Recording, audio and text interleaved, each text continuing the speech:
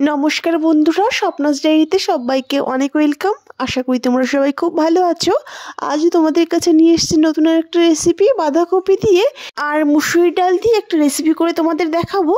প্রথমেই দেখো, কড়াইতে দিয়ে দিয়েছি কিছুটা সর্ষের তেল, আর দিয়ে দিলাম একটা তেজপাতা আর একটা শুকনো লঙ্কা, দিয়েছি দারচিনি সামান্য আর দুটো লবঙ্গ, সঙ্গে দিয়ে দিলাম হাফ চামচ পাঁচফোড়ন আর সামান্য পরিমাণ গোটা জিরে।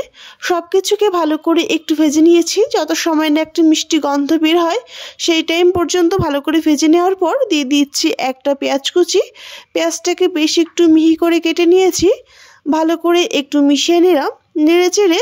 তারপর অ্যাড করছি এখানে কুচনো 4-5টা রসুন আর 3-4টে কাঁচা লঙ্কা। সব কিছুকে আরও একবার মিশিয়ে নিলাম। এবার এখানে অ্যাড করব একটা আলু, আমি ছোট ছোট করে কেটে রেখেছিলাম। সব আলুগুলো অ্যাড করে দিলাম, আরও একবার নেড়ে চেড়ে নিলাম। এবার এখানে অ্যাড করব একটা টমেটো কুচি। টমেটোগুলো বেশ ছোট ছোট করে আমি কেটে নিয়েছি। একটা টমেটো দেওয়ার পর আরও একবার মিশিয়ে নেব। এবার এখানে আমি কিছুটা গুঁড়ো মশলা অ্যাড করছি। প্রথমেই দিয়ে দিচ্ছি 2 চামচ মতো লবণ, স্বাদ অনুযায়ী লবণ অ্যাড করে দিলাম। দিয়ে দেব হাফ চামচ হলুদ গুঁড়ি। এবার অ্যাড করব হাফ চামচ জিরে গুঁড়ি আর হাফ চামচের একটু বেশি ধনে গুঁড়ি।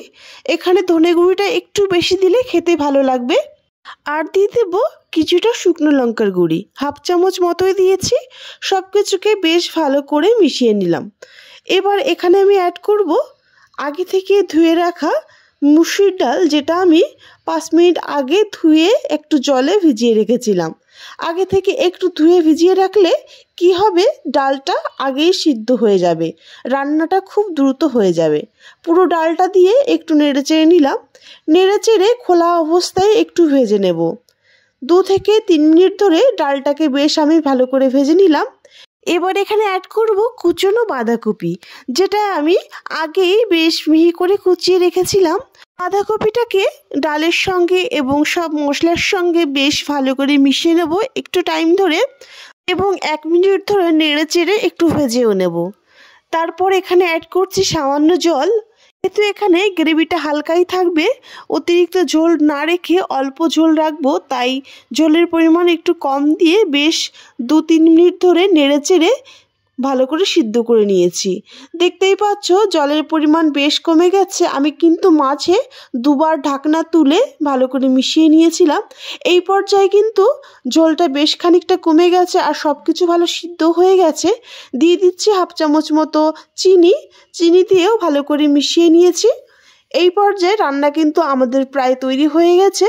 শেষের দিকে দিয়ে দেব 2-3টে কাঁচা লঙ্কা আর সামান্য গরম মশলা ছড়িয়ে দিয়ে একটা ঢাকনি দিয়ে ঢেকে দেব কিছু সময়ের জন্য। আঁচটাকে বন্ধ করে দিয়েছি।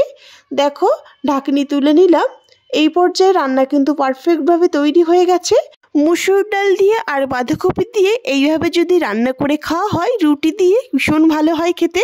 আর রুটি যদি বানিয়ে থাকো, কটা রুটি তোমাদের বেশি বানাতেই হবে। তো বন্ধুরা, রেসিপিটি তোমাদের কেমন লেগেছে প্লিজ কমেন্ট করতে ভুলো না। আর ভিডিওটি ভালো লাগলে প্লিজ আমার চ্যানেলটি সাবস্ক্রাইব করে আমার পাশে থেকো। বন্ধুরা ভালো থেকো, সবাই সুস্থ থেকো। আজকের ভিডিওটি এই পর্যন্তই।